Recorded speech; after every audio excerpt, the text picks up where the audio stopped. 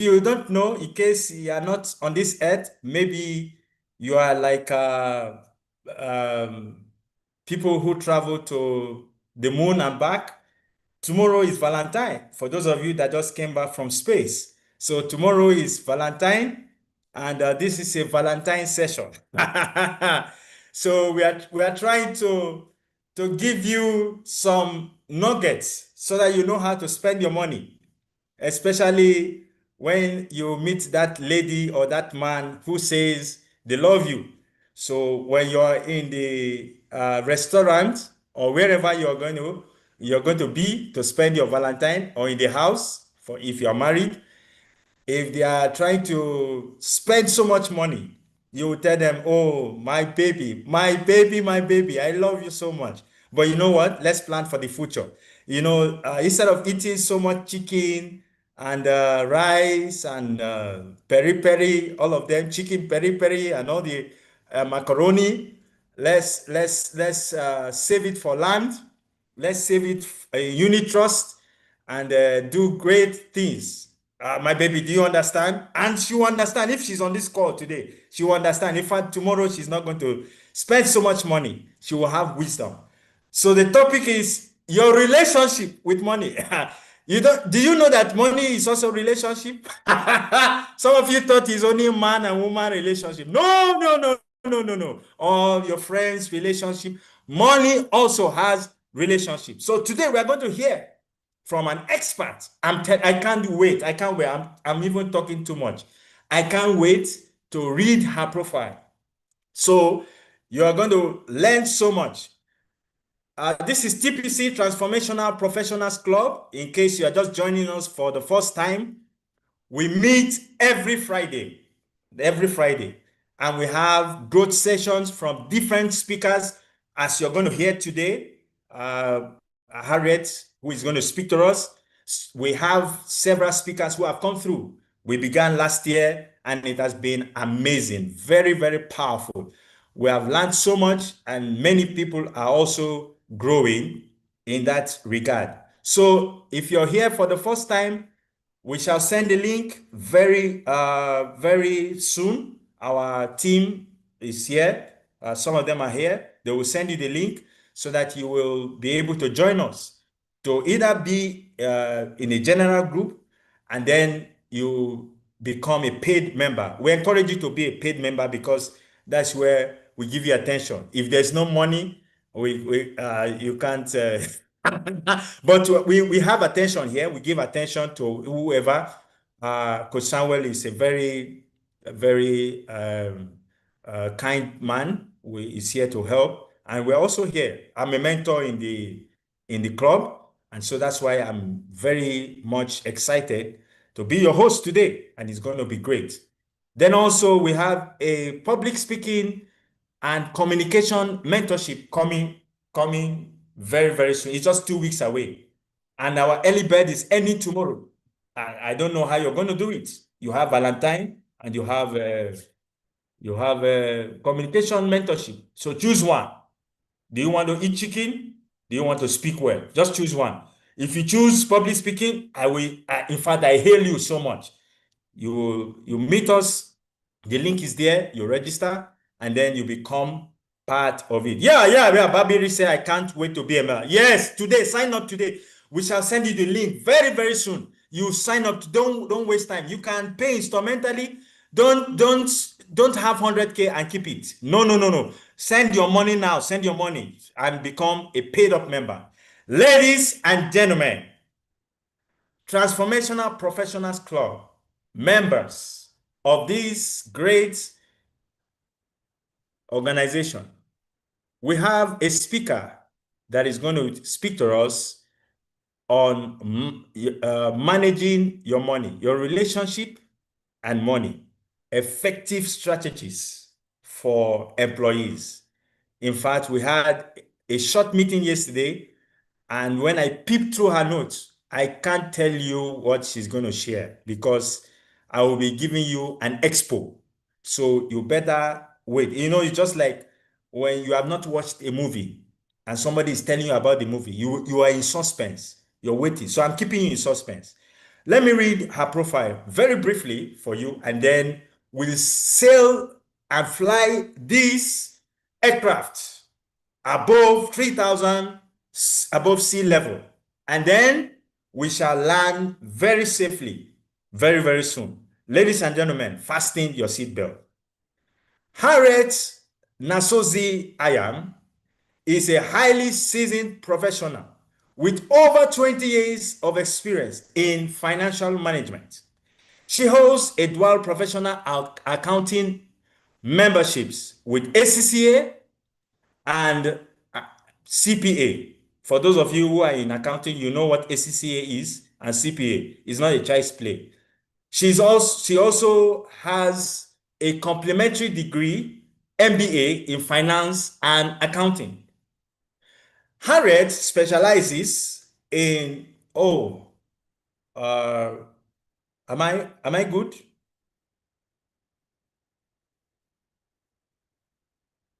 Am I okay? Can you hear me? Yes, you're okay. Oh, okay. I thought some aliens have just come from Mars. Okay.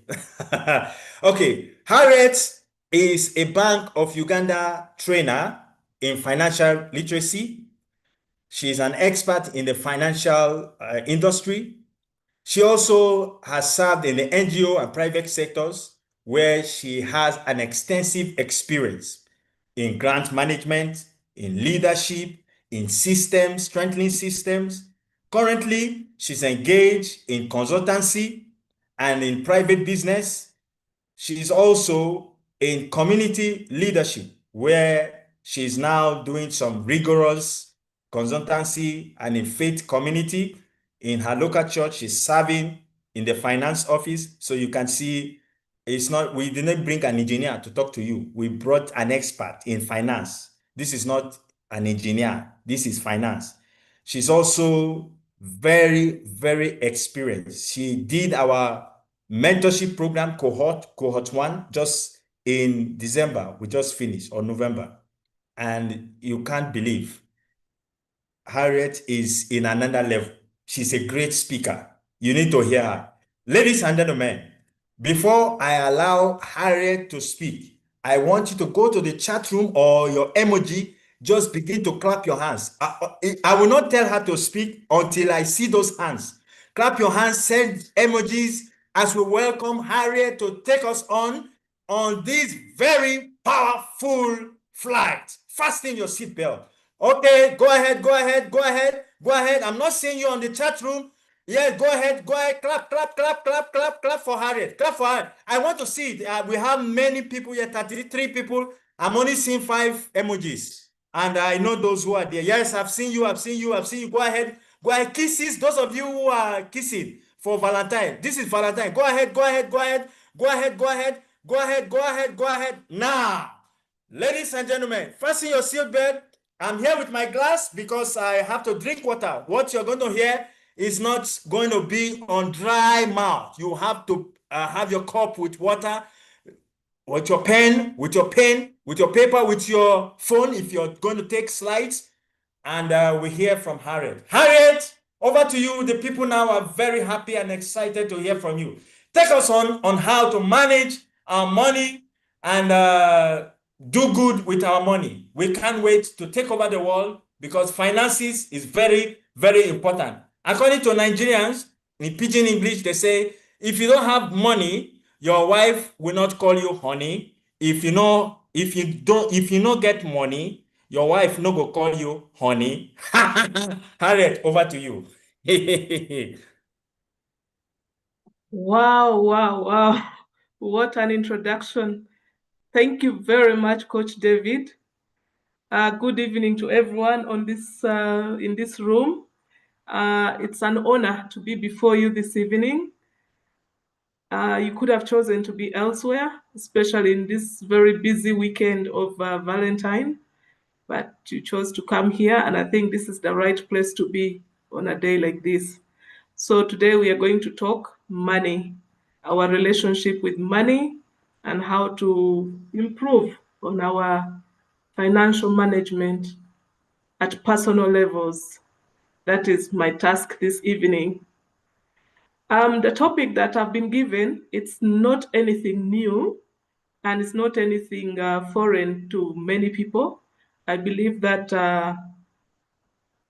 we've had this topic discussed over and over in different spaces, and today it's no different. The question remains, why is there still a need? Where is the disconnect? What are we missing? Where is the gap? So once we all agree with that, because I wonder if there's anybody here who has not heard about personal finance or personal financial management or money, your relationship with money. I'm almost wanting to believe that everyone has heard about that. So we are going to just find out how can we make it more practical? How can we apply that knowledge that we have gained over the years? So I am going to first take us through some musings that I've had over as I was preparing for this presentation.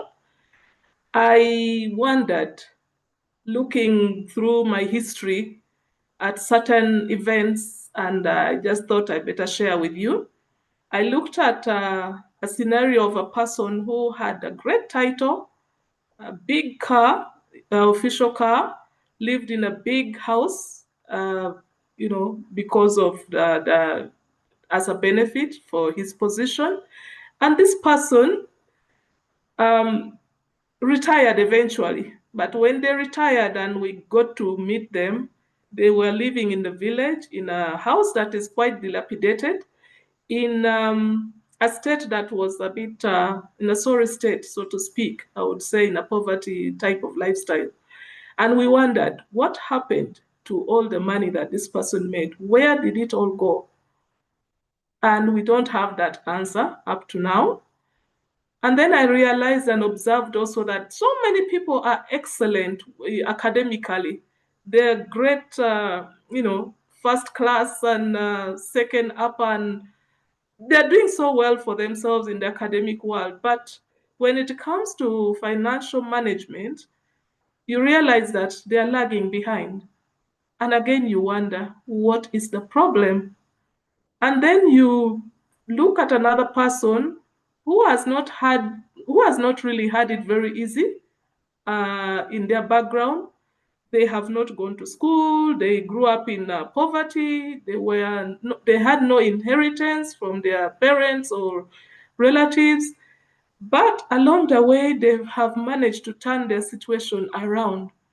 And you wonder, what was the secret? What did they do differently? And so I kept wondering as well, is it, and for us as employees, why is it that we don't seem to do very well when it comes to personal financial management with other people, with other people's finances? For example, us who are accountants, we are very super. We do so well in producing those reports, getting all the figures correct, and making sure that the cash flow is speaking well, the liquidity situation is okay. But when it comes to personal finance, where are we getting it wrong? So I kept wondering, are we thinking that our employment is an end in itself instead of a means to wealth creation? So those are the questions I had as I was preparing for this lesson, for this presentation. And then I want to tell you about a friend of mine, a former colleague. Her name was Claire. Claire learned how to save right from school. She would save her pocket money, and so she got the culture quite early in her life.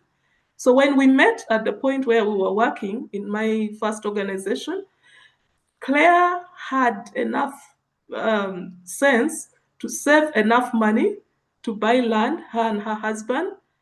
And later on, they saved money consistently and managed to build a house with their savings. Not like she was earning a lot, even the gentleman was not earning a lot, but they managed to put their money together and build a house. Some of us were telling them it's impossible to build without getting a loan. You need to just get a loan and you build very fast. But they resisted, thankfully.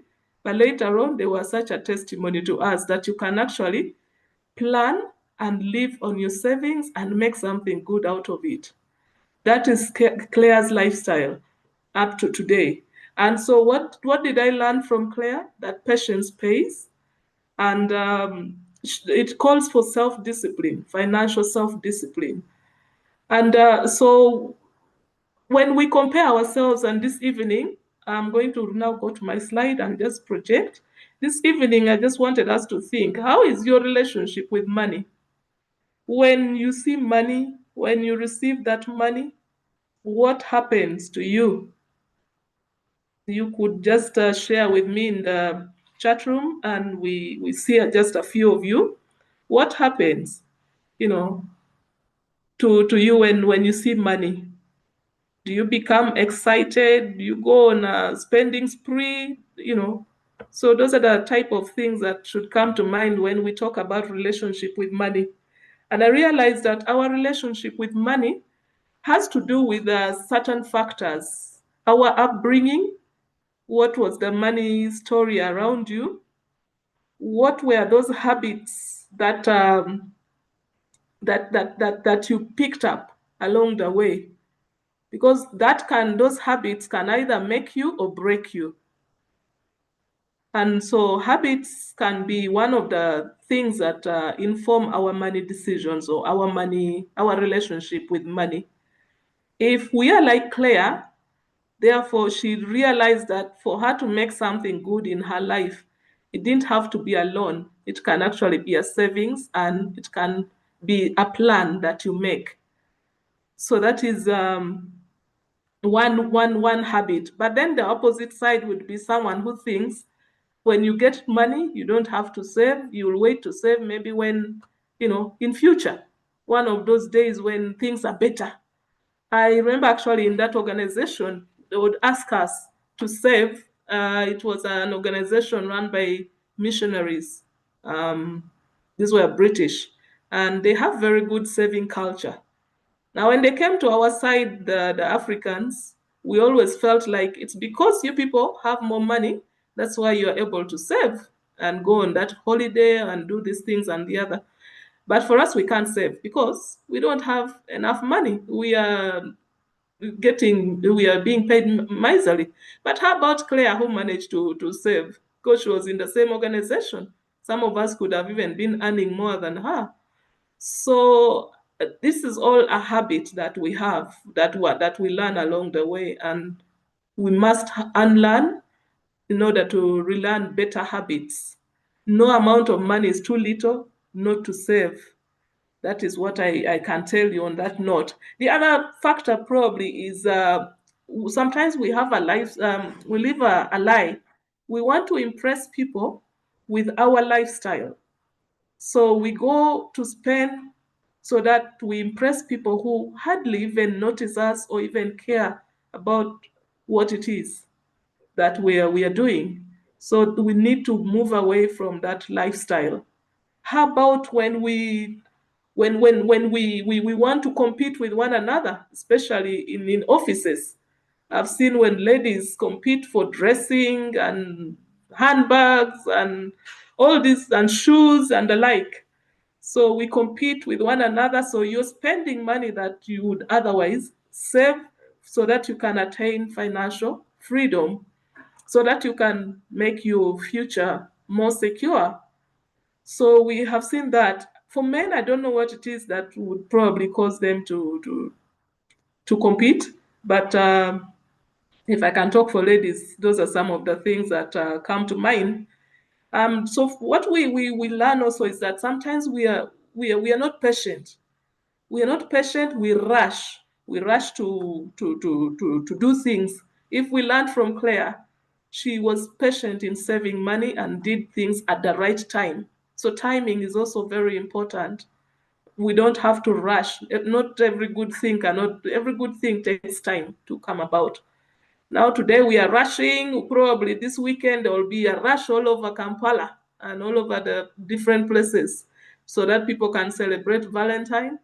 And unfortunately, sometimes we're celebrating or spending on people who we might never even, who might never become our spouses. They will probably not end up marrying them. But you've blown up your resources, something that you should save because you also want to rush to be seen to have someone that you took out or someone that took you out, that kind of thing.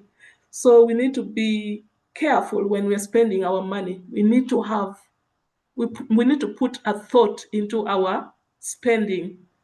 The other thing I can think about is that we need to learn to be different. We need to dare to be different. When you choose a financial decision, you be ready to be, to be opposed, to be distracted. But if you know what you want, you need to pursue that. You need to pursue your decision, and you need to have a line for people, something that puts them off. You say, oh, if that works for you, for me, it does not work. This is what I choose to do. Someone will tell you, in your position as so and so, by now you should be driving a car. In your position as so and so, by now you should be, you should have done this and done that. But all this is pressure that is not in alignment with your own financial goals. So we need to be careful not to yield to unnecessary pressure from those around us. And the other thing that we need to deter ourselves from is greed. What does greed look like? You are doing fairly well, but then you reach a point when someone comes to you with an offer. This is going to turn out good for you if you invest in this type of thing. I think some of you heard about the pyramid schemes. You've heard about cryptocurrency and the rest. So someone tells you, if you invest in it, you're going to get maybe 50% in interest in return.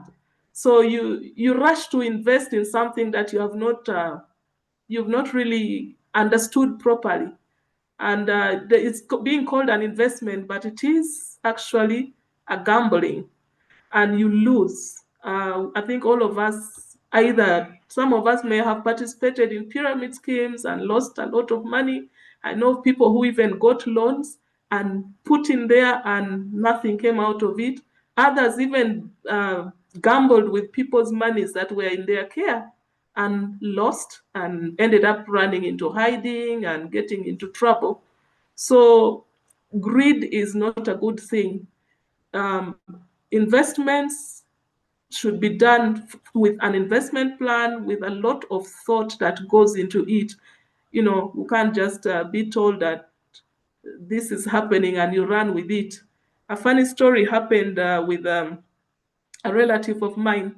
One time, some group called him and told him, we are quite far away, so we are not able to do this and the other, but we would want you to take money to such and such a place and pay there 200,000. In return, they'll give you a box of it's very essential item that you're getting from there. When we meet with you, we are going to pay you twice that money so that you can, because of your what? Your sacrifice for us. And this person went and picked the box and now came with the box to where he was supposed to meet these people, and there was nobody. He called and no one was answering. The numbers had suddenly gone off. When he reached home, he opened, and in there was just like some broken metals and nothing of value, of course. So he had been conned. Again, it's because he was lured by hearing that he was going to double his investment in one day. So such things we need to always think twice before we engage in such. So that's really about habits. We shouldn't be driven by greed when we are making financial decisions. Should be coming from a good thought, when it's reasonable, when you're settled in mind. and you have all the considerations on the table. So I thought that's what I would share as habits that can cause us to do things that we shouldn't, that lead us into losses, financial losses. And I'll be happy to hear what others might think are their reasons for making erratic or wrong financial decisions. I'd be happy to hear from the rest. Next, now we are going to look at some of the personal financial strategies that we can use to be able to do better in terms of personal finances. You hear the word personal, then you know this is really a personal thing. What we are going to discuss tonight is really just a guide, a roadmap, but every person will evaluate themselves and know where you are in this stage of life, and then you can make informed decision and or at least get some information that will help you to come up with something good. Yes. So I want to be hearing also what comes to what money habits or what other factors drive you into making your financial decisions. Feel free to put in the chat room. I hope everyone can see my screen. Can you see my screen? Not yet. Not yet. Okay. I'm now going to start my sharing.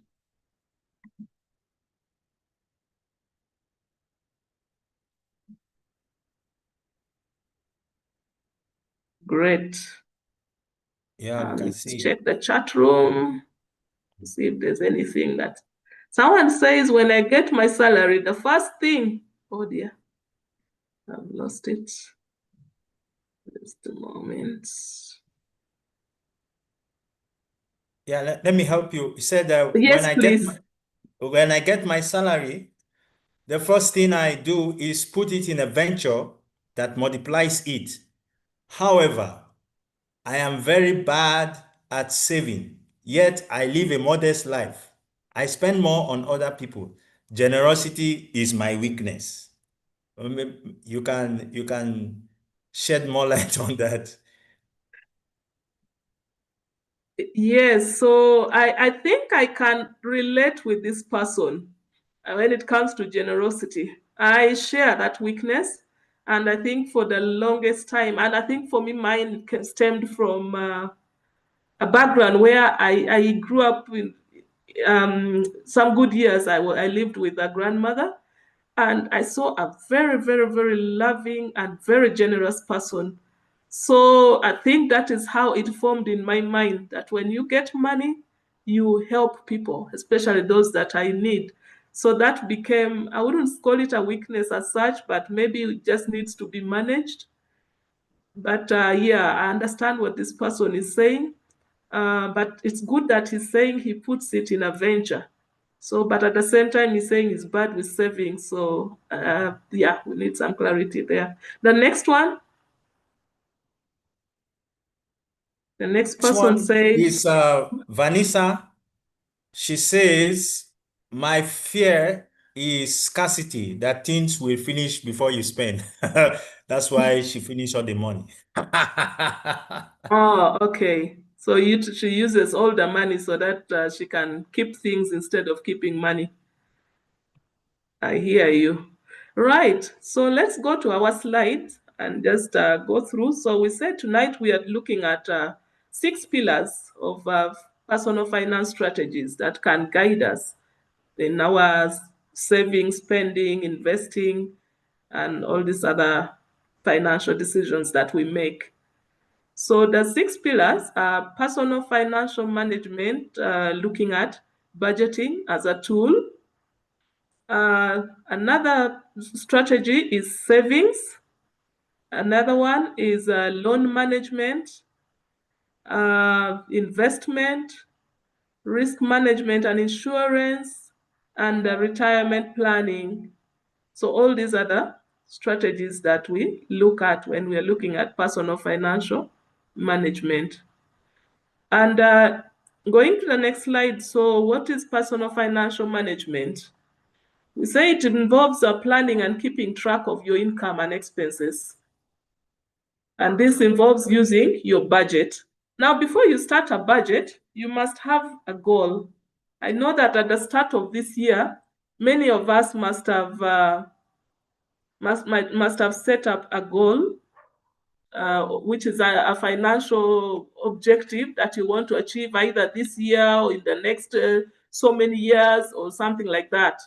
So with that, we can always look and see what those objectives are. If you have them, you can, think of one objective that you have, the one goal that you have set in mind to achieve this year, and just wonder if you are on track. And if you're not on track, what could be the cause? Because a financial goal is that desired state that you want to see yourself at a future time T. So what could be the reason why you are not on track? That should help you to assess and to get back online. Once you have your financial goals, you now need to hatch a financial plan, how you're going to achieve those goals. And how do you hatch a plan for this? You need to understand, how much money do I really earn? What is my income? Yeah, you need to get a total of all your incomes together, total them up. And against the income, you also want to know, where does your money go? You need to track your expenses to understand what takes your money. And with that, you are therefore able to determine the costs. So once you have those goals in sight, you also cost your goals. And once you do that, you're now going to put them in a budget. A budget is just a simple tool where at the top of it, you have your incomes.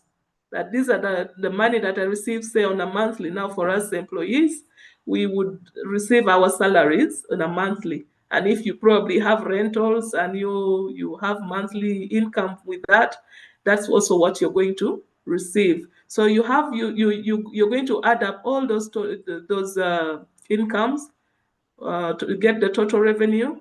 Then down at the bottom, you're going to have another section that spells out your expenditure.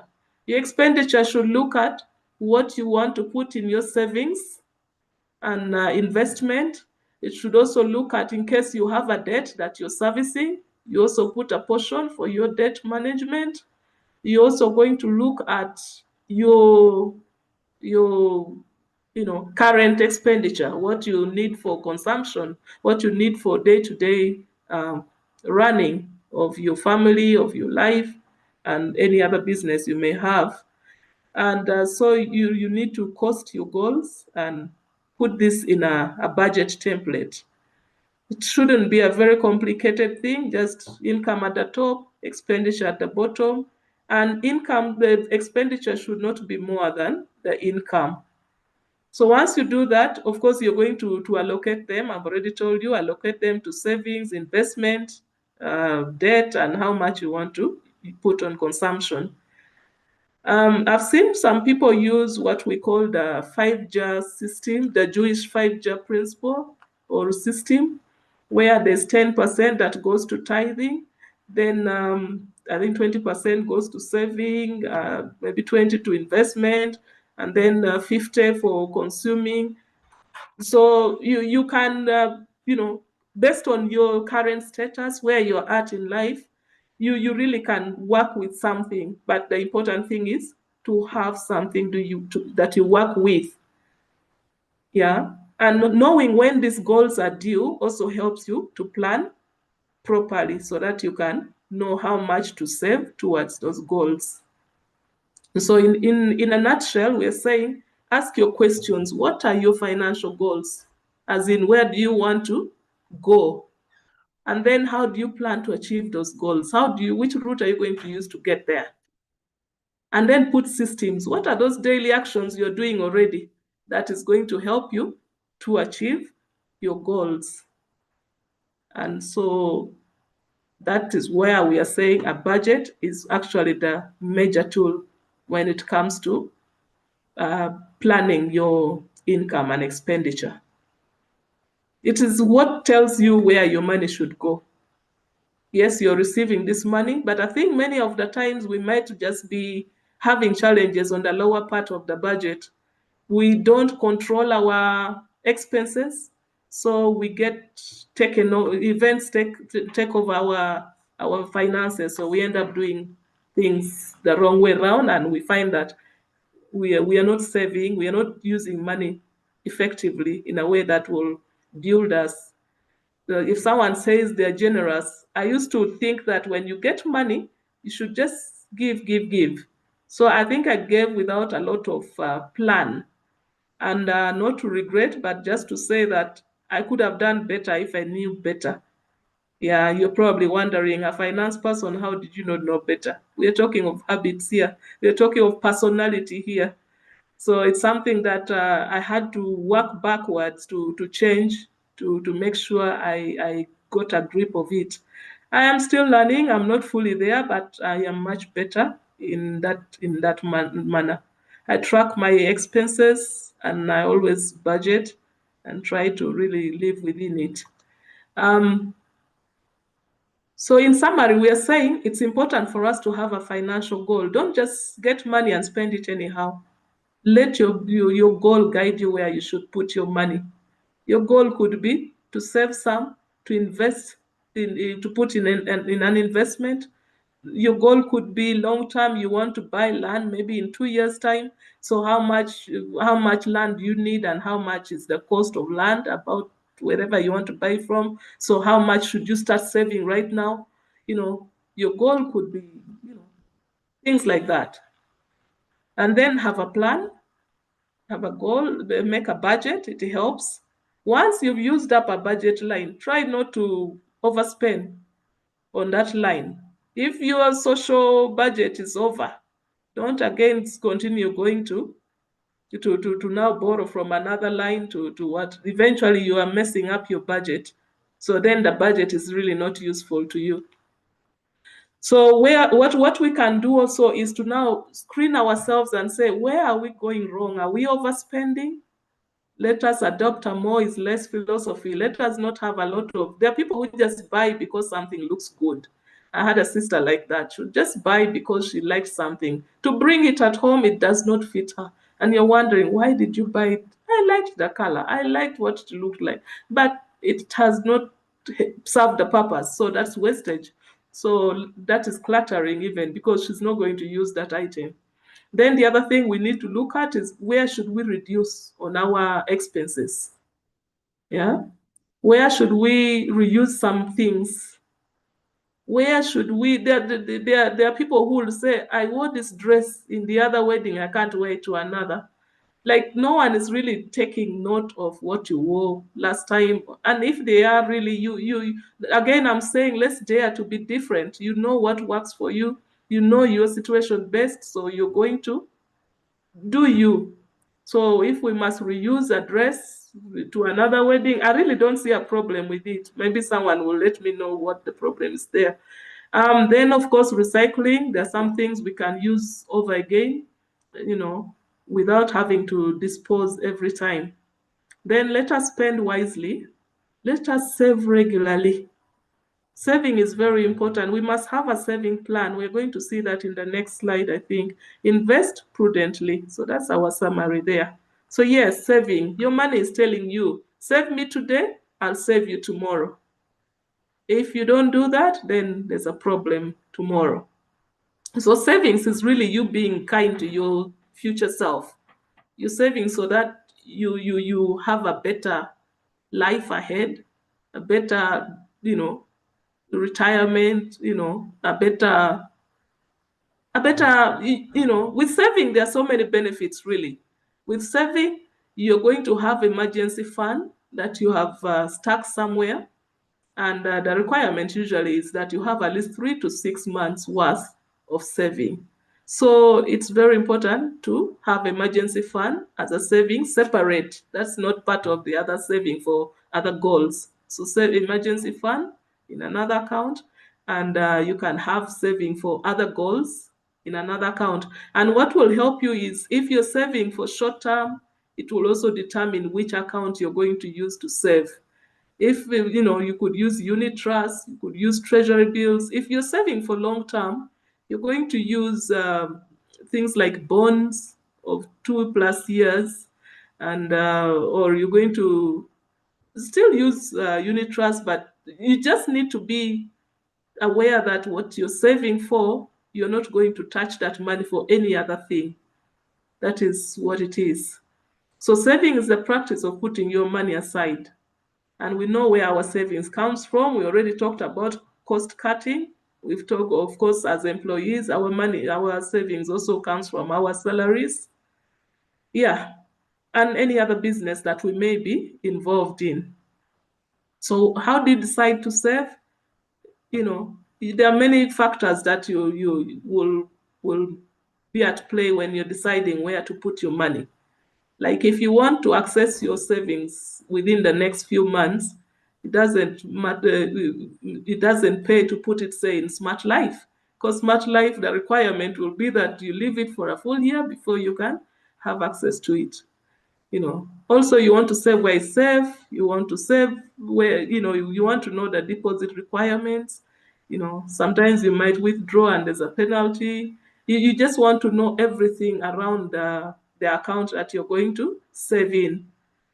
So deciding where to save is important. So before you put money somewhere, understand what your liquidity needs are, whether you need it right away or you need it in the next 2-3 years. Just know why you're saving, and it will guide you to save appropriately. So that's why I'm saying have a savings plan. It will help you to know where to put your money. Yes, and we have very many saving vehicles these days. And so the tips that I can give here is that please save as much as you can. Save as you earn. Don't save what is left after spending. Once you get your income, please remove your saving portion that you've decided, and then you can spend what is left. And because some people may not have been in the habit of saving, you can start small. Don't start with something that will break you and then you say, these things don't work, and you give up. So start with what you can manage, a minimum amount. And for you to have enough money to save, you need to clear your debts. So make sure you clear your debts in time, and the next time you'll now have more money at your disposal, which can increase your saving. Yes, and stop carrying cash around that you don't need. Many a times I used to be in that type of habit. You never know, I might need this money. And sure and behold, you'll find a reason why you should spend that money. So let's not carry cash around that we have not planned to spend, that we don't need to spend. And we, of course, need to appreciate the compounding effect of saving over time. Money, many times we see the saving and we think it's very little, but just give it a year and look back there. You'll find that money has grown. So be encouraged to save. No amount is too small. You rather save something small than not save at all. So let us have a saving habit. Let us be Claire. You heard of my story of Claire, who would save everything and anything that comes our way. Somebody actually told me, even if it is very little, she has like 3 envelopes. She'll put there her tithes, she'll put there her saving, then she'll put there what she's going to consume. Then in the saving, she also has different compartments. Saving for emergency, it's this percent. Saving for for other things, other goals, also in another way. So let's also have 6 months of living expenses as emergency. You can build this slowly. It doesn't have to be a one-time thing that breaks. So if it can keep 3 to 6 months, that can be helpful. I have a personal example there in that experience. Last year, I needed to rely on my emergency fund because I had stepped out of employment. And so in that transition, the emergency fund came in very handy to me. And so I really encourage that that should be something we continue to do. Yeah, I think we've talked about this. I'm now going to move to the next slide. We all know now the reasons why we should save. We save so that we can have investments. You know, even saving in our circles sometimes helps us to improve our credit worthiness. We find that when you save, some circles will tell you you can borrow based on the amount saved. So when you save, you qualify for a good amount of money that can help you do a lot of things in terms of when you borrow from there. And yet borrowing from a circle, we all know that it's at a lower interest rate, so it's beneficial to us a lot. Save, then you have opportunity for money to work for you. Then you can, it's a discipline that helps us.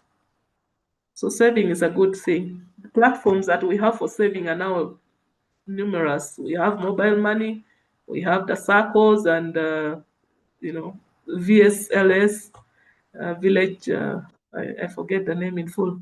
Yeah, we have the banks and microfinance, we have NSSF, Smart Life Plan, which is voluntary. We have unit trusts, we have the government, treasury bills, bonds, and those fixed deposits. Yes, so that is it about saving. Our strategy number 3 is to look at loan management. Dear employee, do you have a loan that you're servicing? And if so, did you borrow it for a good reason, or did you borrow it for just for consumption, or for one of those gambling stories that I told you about? I want to believe we are wiser than that, and we probably borrowed money so that we can invest and maybe for emergency. But to consume, I would say we shouldn't borrow money just for consumption. It's not a very wise move. Of course, we know that when you save your own money, then it is there's no cost attached to it. It is your money. But when you borrow money, it comes with a cost. You know, you have to pay interest. You have to pay, I don't know, the fees and all those things that accompany it. So when we borrow, we should ensure that the money that we are going to, the investment we are going to put this money in, will give us a return that will cover the cost of the loan and even give us a profit. And so the wisdom I can give here is that do not borrow to start a business. Always start a business with your savings. That's why it's important for us to save. And then when your business has taken off, it's good to borrow to expand what is already working well. Don't borrow what you're going to test and try. Yes. The rest is really just compounding on what I've already told you.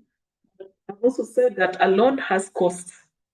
It has costs. There's the direct cost, which we all know, the interest rate, the interest, the fees, the insurance, and also when you delay to pay, sometimes there are late penalties. So we have to be careful when we borrow. And there are other indirect costs, of course, like you have to travel, say, sometimes to the bank to meet the banker so that you can discuss and finalize on the loan issuance. So in case you at this point as we are talking, you're wondering and saying, I wish this meeting or this topic was discussed much earlier, and I'm already now overly in debt. There's still a way out. So just take stock of all your loans. Get the hang of all your loans so that you know this is my indebtedness to the different 8 or so many people that I owe money to. And then know the amount that you're supposed to repay and the dates they fall due. Then you start paying minimum on that. If possible, you can actually have a consolidation of all your loans into one loan so that you get free from the others and you focus on servicing one loan. The situation sounds like it's far-fetched, but I have encountered people, especially these days with people borrowing on apps. I found people who have been indebted to several companies or on those apps. I don't know how it worked out, but that they were now scared because the threats were mounting and all that. So we had to sit down and arrange on how we were going to make payment, even have discussions. And it helped, it paid off. So it's not far-fetched, it's something that is happening because it looks like it's now very easy for people to get these loans, especially over the apps. Yes, so when you're in debt already, just work on getting out of this debt. Look for ways on cutting down expenses so that you free up your money and service the debt. Yes. Another strategy that we have, of course, is called investment. This is where you let your money grow. You let your money grow, let your money work for you. That is investment. And we have reasons why we should invest. We are all very interested in becoming wealthy and attaining financial freedom. And of course, we want to increase our income so that we can achieve more in life. Yes. And so that we can retire comfortably. So investing is one way that we can work ourselves into financial freedom. When we let our money work for us, when we let our money grow. So what types of investments are we acquainted with? We have investment in real estate. So you could choose that you're going to buy land, maybe for resale, or you're going to build rentals and benefit from income from the rent and things like that. You could also invest in business. You put up a shop, you put up a salon, a manufacturing house. That also is another type of investment. You can choose to invest in farming. Uganda is a country that depends heavily on agriculture. So farming is highly encouraged and quite supported. So opportunities are there. I actually learned from Bank of Uganda that there are opportunities even for financing some of these agricultural activities. Of course, terms and conditions apply. But someone in the area or space of farming can just explore more so that you know what benefits you could access in this space. Then other type of investment is fixed deposit, where you lend money to the bank and they can give you an interest at a particular period. Other types of investment is government securities, treasury bills, and bonds.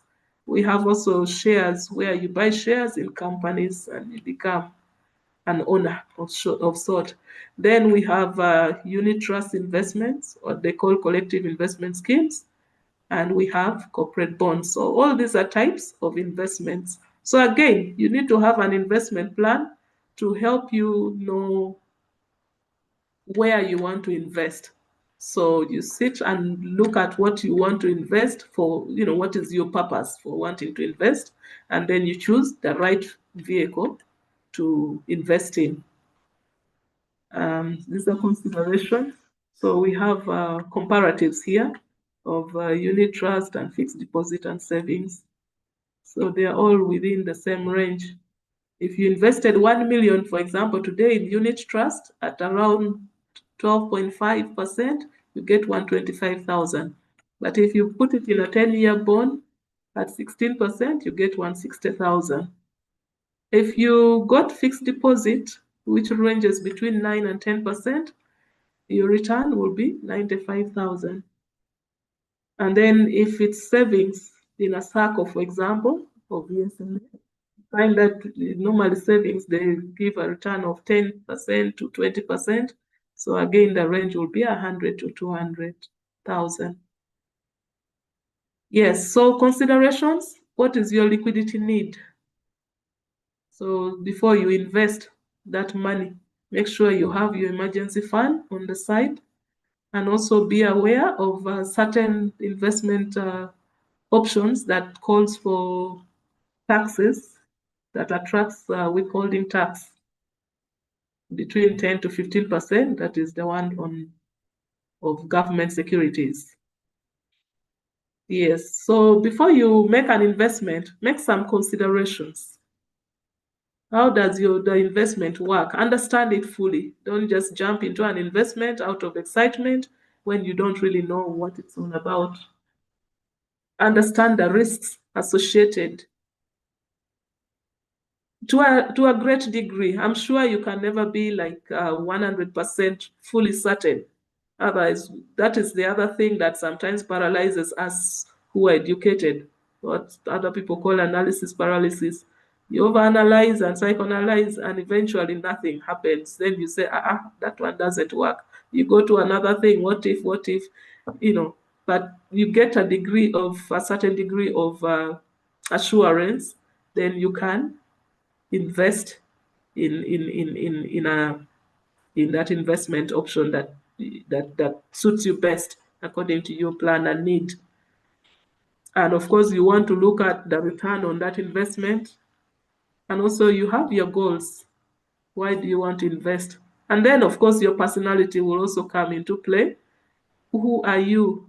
Are you the type that takes risks, high risks or medium risks or low risk?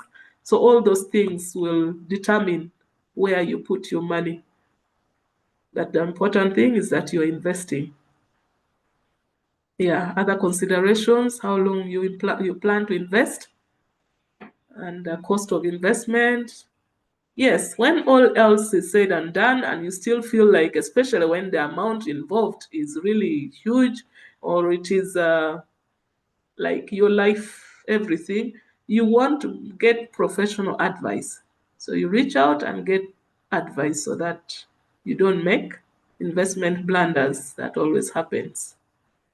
Yes. And then another strategy, of course, is risk mitigation and insurance.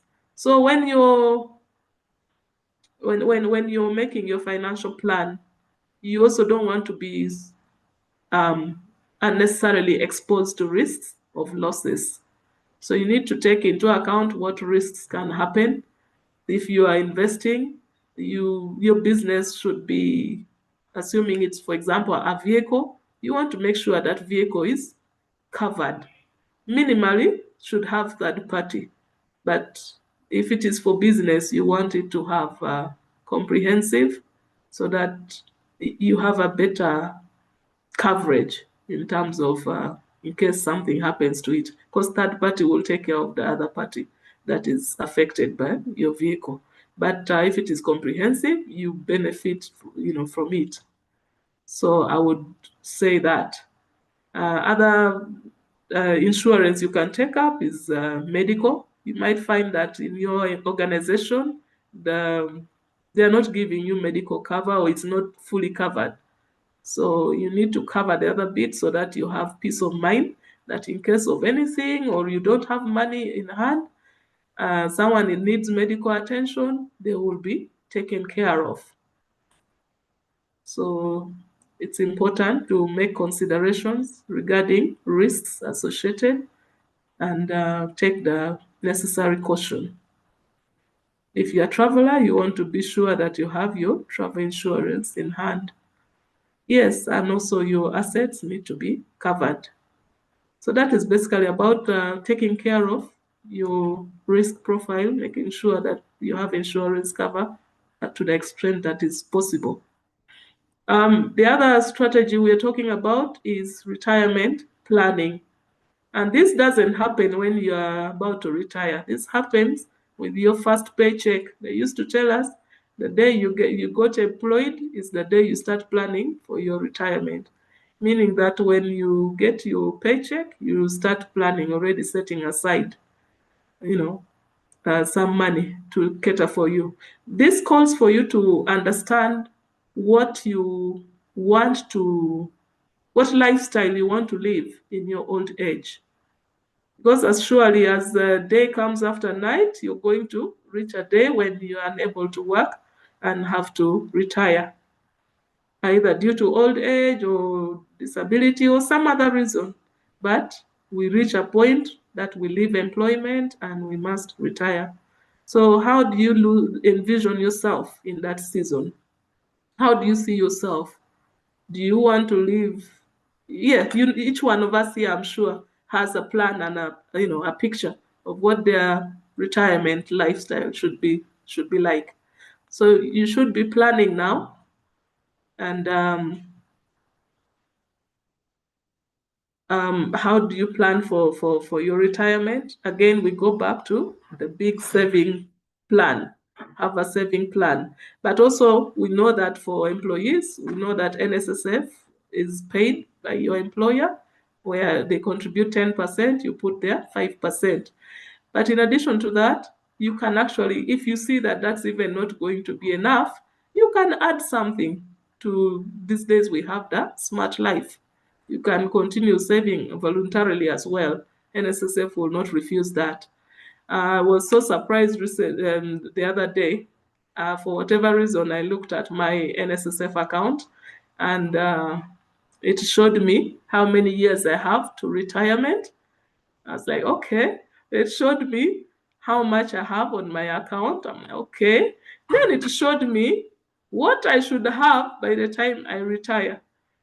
And the math was not really looking very great, but yeah, I was happy that I got that information because it helps. Once you have information, you're empowered to know what to do next. Yeah. So what else do I have to say about this? Of course, you have to plan for your retirement. How do we plan?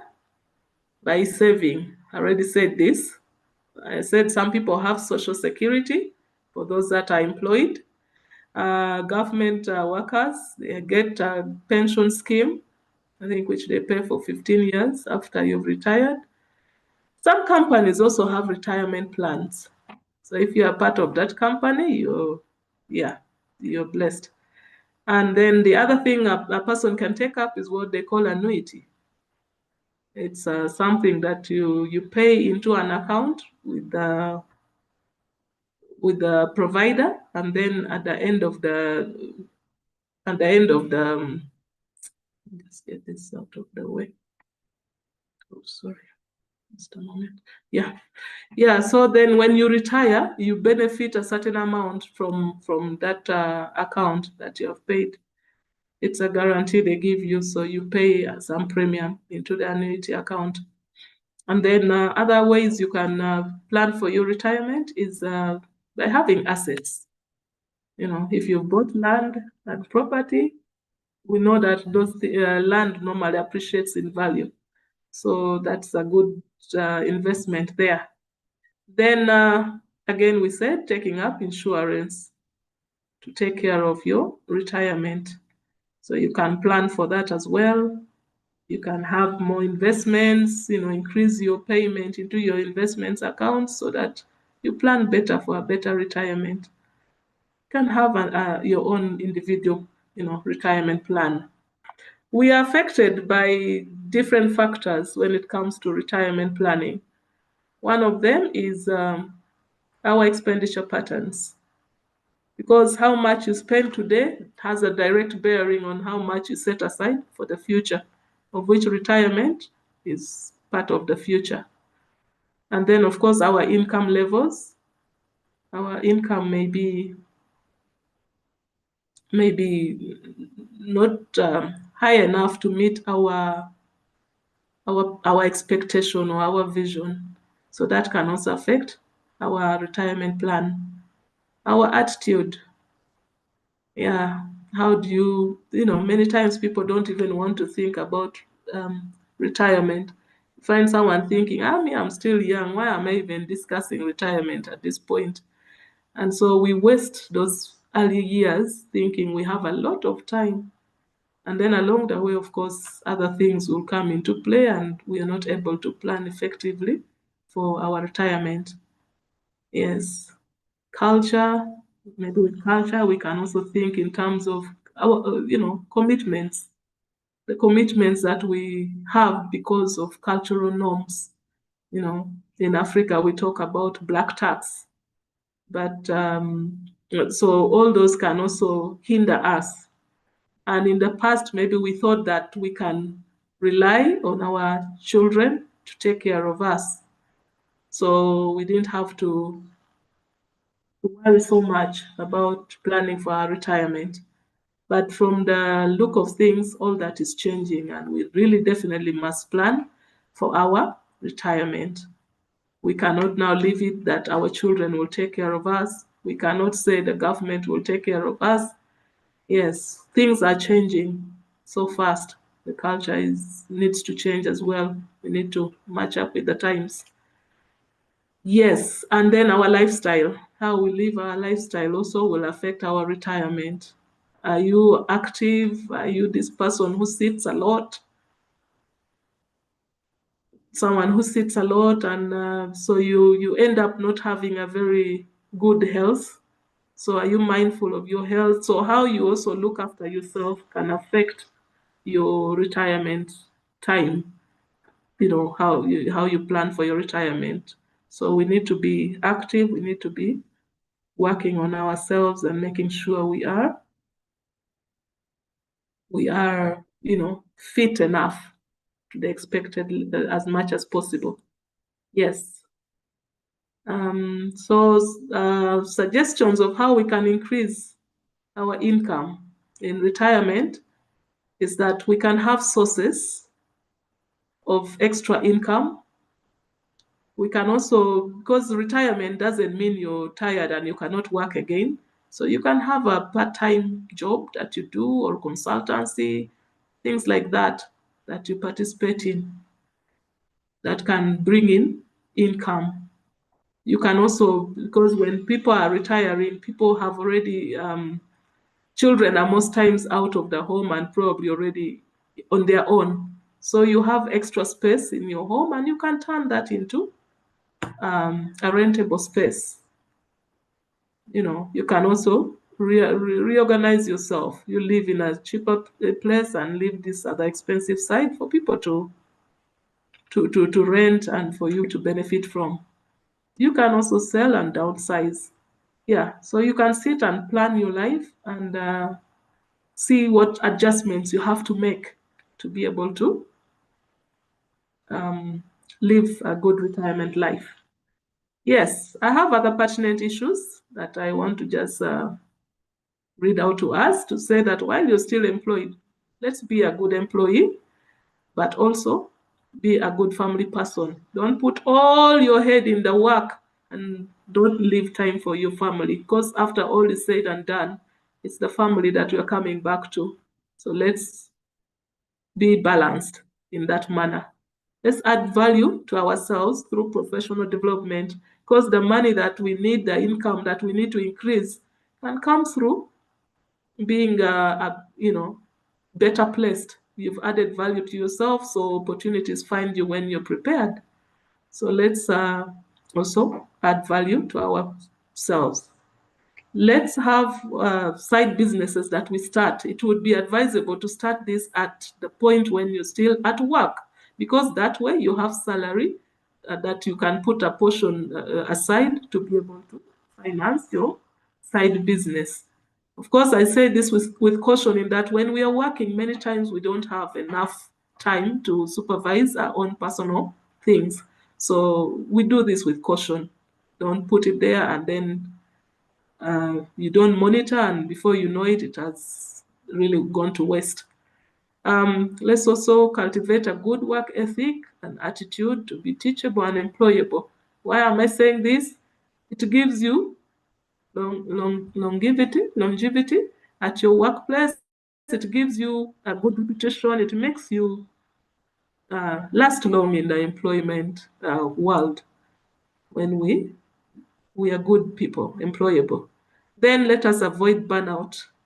Yeah, I'm talking from experience, in that I think I worked so hard and so much that at some point I forgot to rest. and take time to just recoup.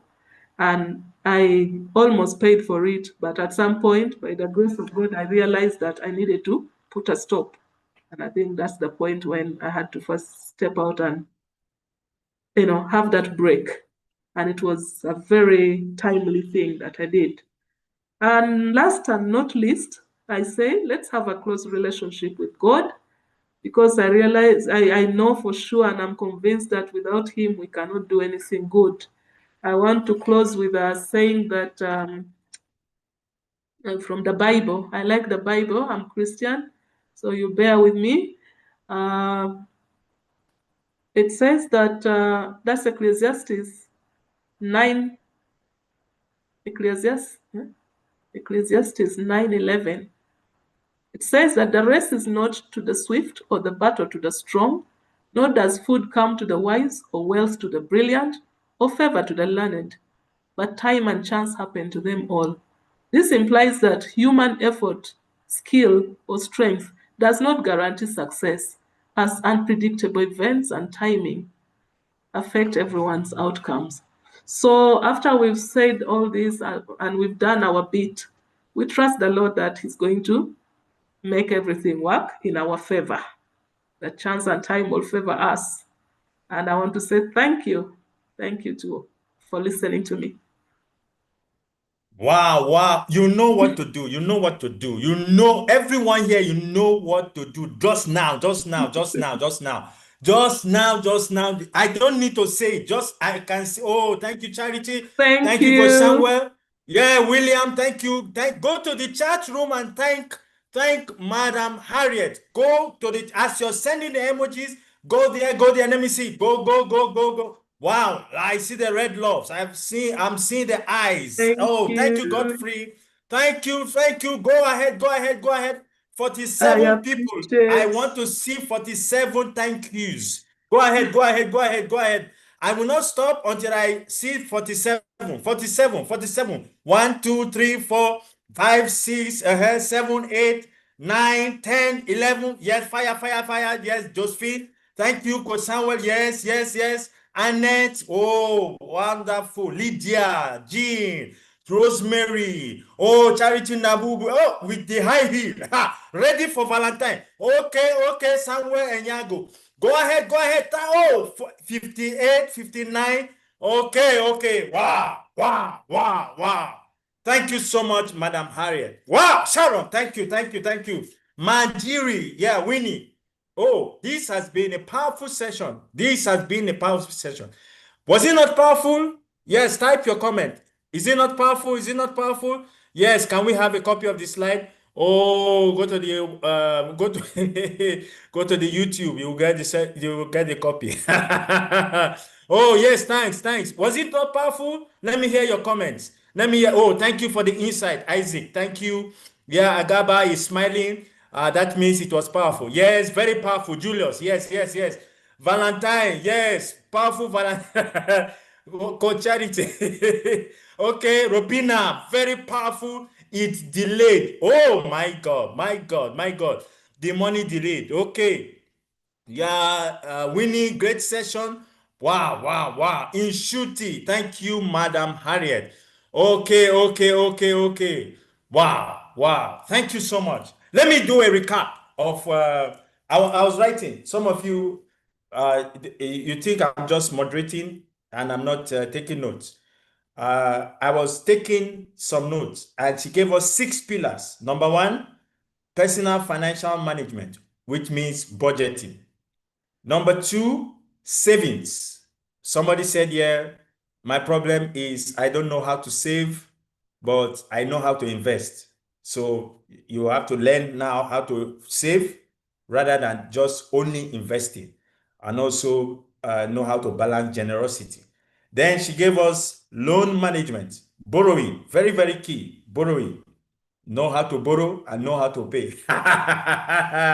Oh, some people know how to borrow, they don't know how to pay. Okay, then investment. What kind of investment do you do? Knowledge. Knowledge, she told us knowledge is very key. Don't just go and buy land and they dupe you out of greed.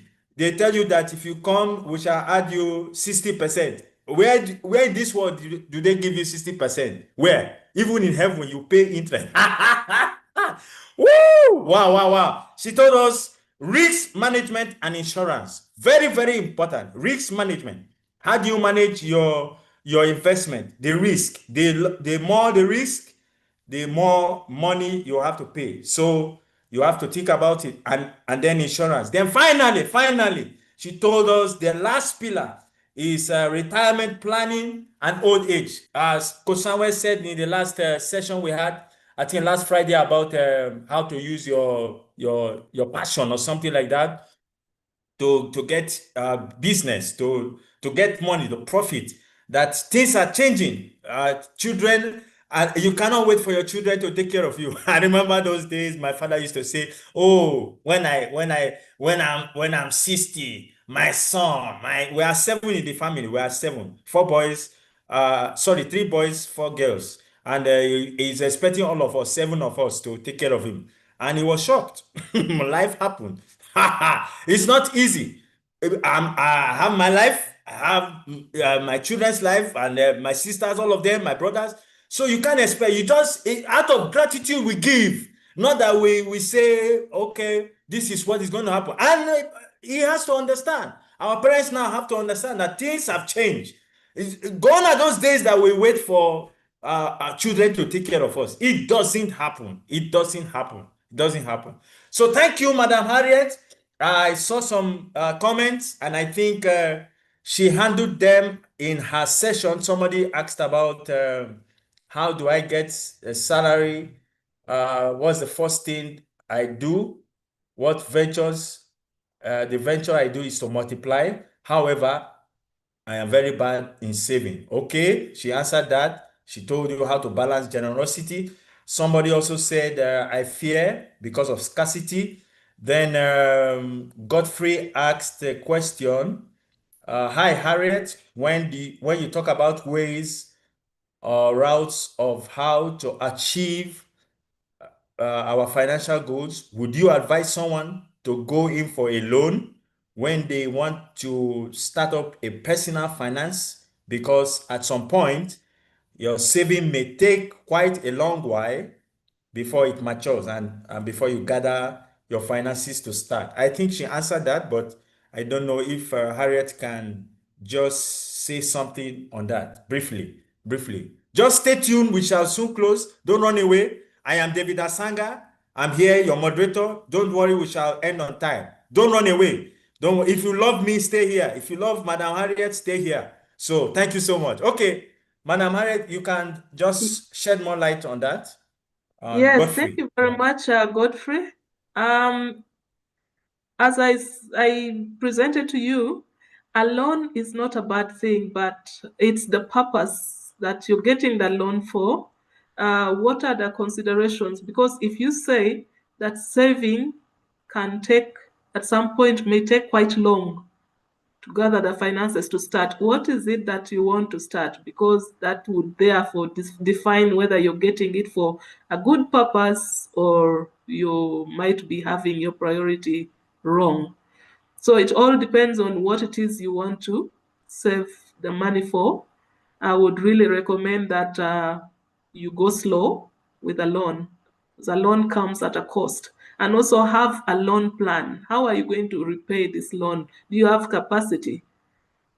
And what you're going to utilize the loan for, is it going to earn you a profit? It's going to cover the cost of the loan and then also earn you some profit. Those are the different things that we look at. And so, but every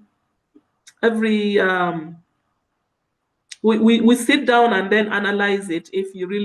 If this is hypothetical, that's different. But if it's something that is needing, then it's analyzed further than this, so that we understand whether you should take that loan or not. Thank you. Oh, thank you so much. Thank you so much. I think, Godfrey, you have gotten that. If you need more understanding and more guidance, Harriet is here. She's a consultant.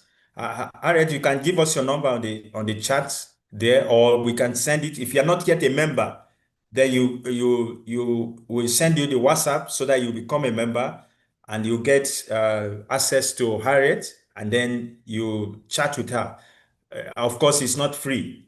Even even in Freetown, nothing is free.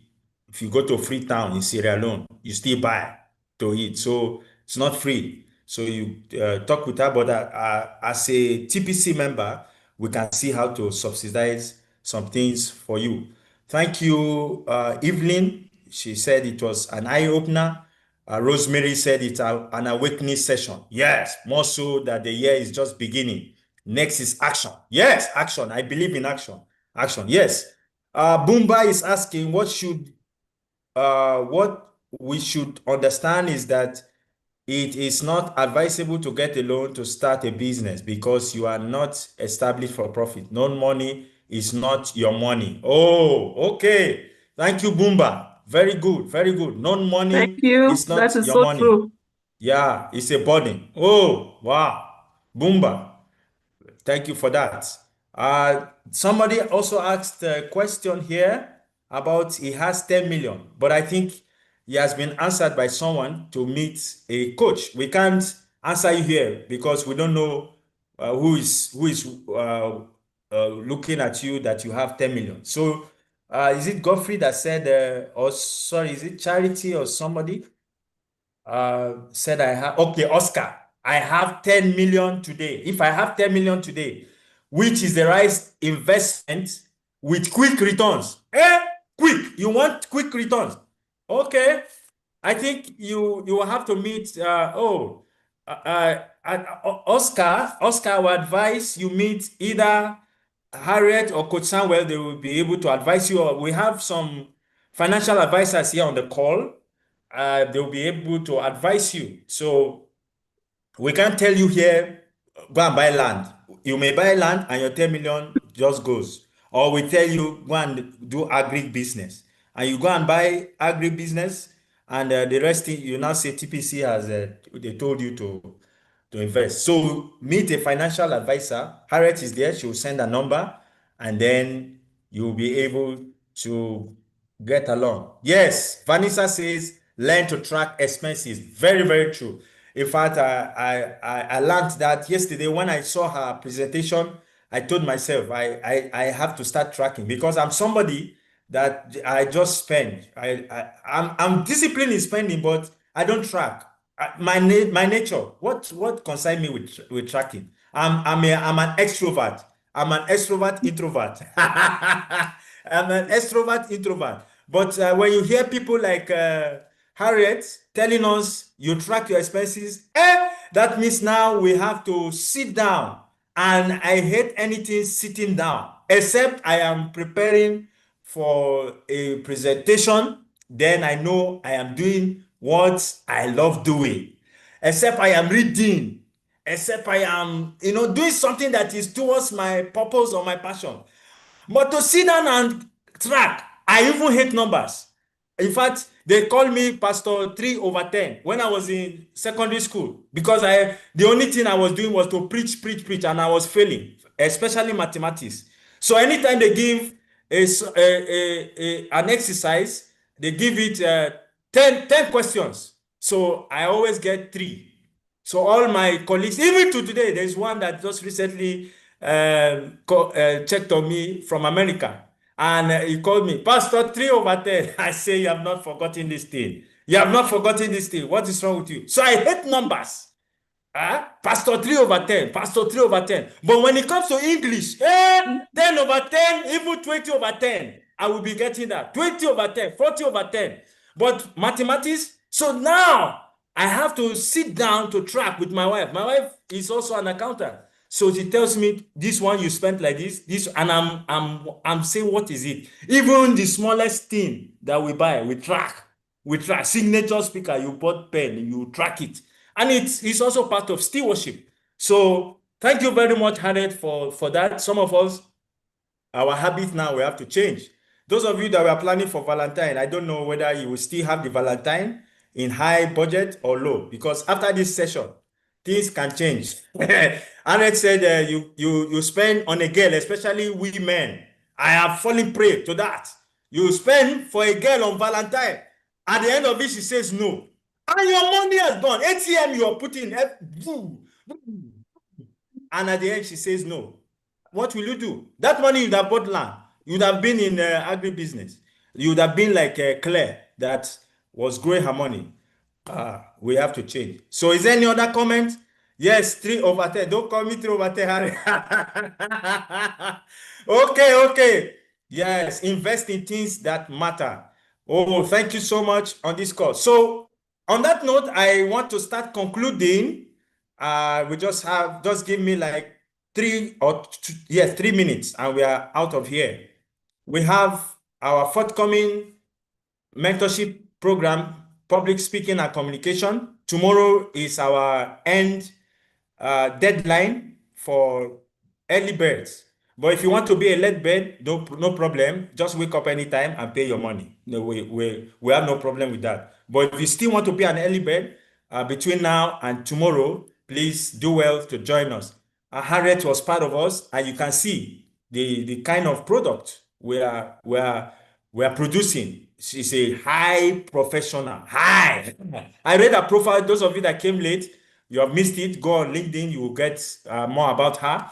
And she did her program and she was very excited. She even told us she's going to bring her daughter. So you can see how people are recommending the mentorship. So we're not here to play. We're here for serious business. So if you want to join us, please join us. We have many of our participants here.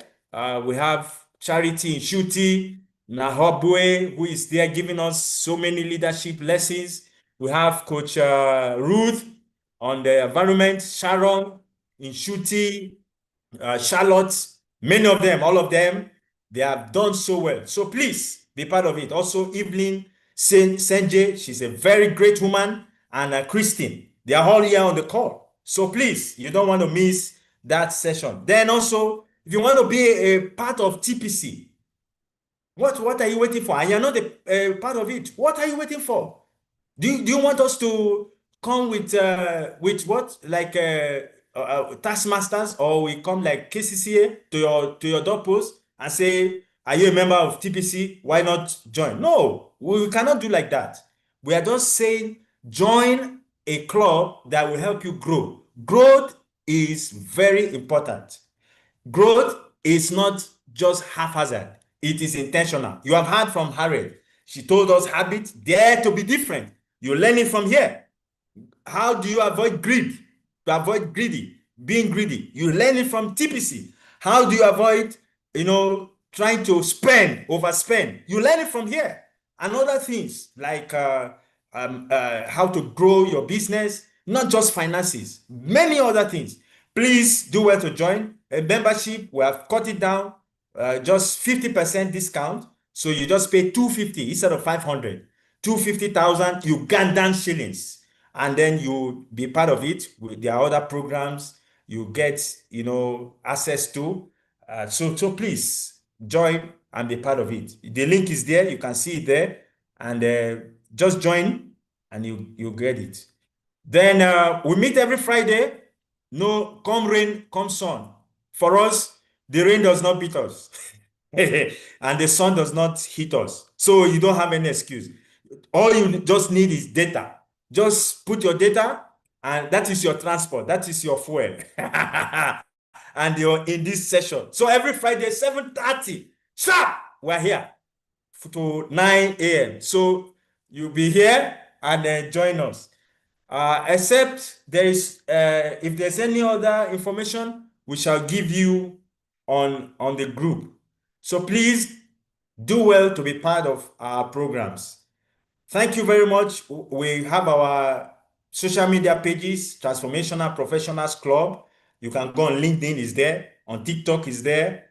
On Facebook also is there. Be part of it. Like, share to many people. Also on YouTube, go and subscribe. Subscribe. We have so many sessions we've had since last year. The YouTube channel, you can't finish it, I'm telling you.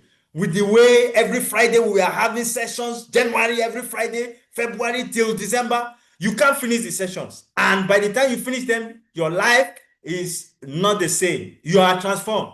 You saw that caricature of Coach Samuel. He carried something. I don't know whether it's a textbook, chemistry, or management textbook, or Bible, or Quran, or whatever. It was written transformation. That is what TPC is for. So please, we're not here to take your money and leave you the same. No, no, no. We're here for transformation. Thank you so much. Otherwise, my name is David Asanga. I am a lead trainer, facilitator. I'm also a mentor in TPC and also a founder of Signature Speaker. And we do a lot with TPC and many organizations. And so I was very pleased to be your host today.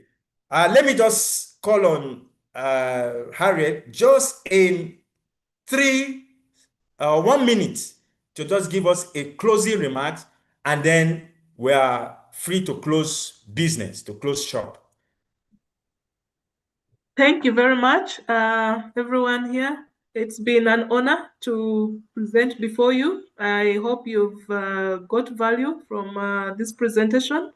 And as Coach David has told you, if you need to reach out to me for further discussions or to inquire on anything, I'll be happy to get you questions. But you can reach out to TPC, Coach Samuel, or Coach David, and definitely they'll refer you to me. Thank you very much. Okay, thank you so much. The link is there for those of you that want to join. Please share with other people who you know can be part of this. Share with everybody on your sphere of influence. There's also Charity in Shuti. You can reach out to her. I'm there. Every one of us who are here. We're here for you. Thank you so much. I hope you enjoyed this flight. And now we are going to land. We just landed the Entebbe Airport. Ladies and gentlemen, it's my pleasure to say that this meeting is officially closed. Thank you. Thank you.